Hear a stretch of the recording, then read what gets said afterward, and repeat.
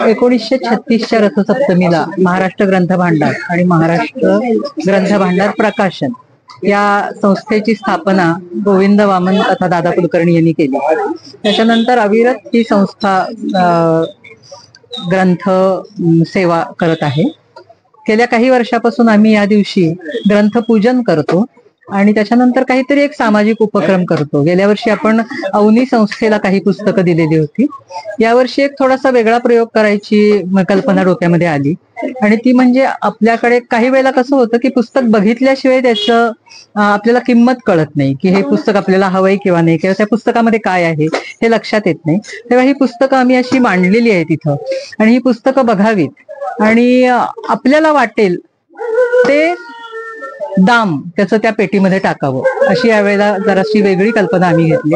म्हणजे पुस्तक आणि वाचक याच्यामध्ये किंमत येऊ नये किंवा किमतीचा अडसर येऊ नये, पैशाचा अडसर येऊ नये, या विचाराने ही वेगळी कल्पना आम्ही, आणि हा साहित्य प्रसाराचा एक वेगळा प्रयोग आहे असं आम्हाला वाटतं. आज म्हणजे 4 फेब्रुवारीला आपण सुरुवात केली आहे.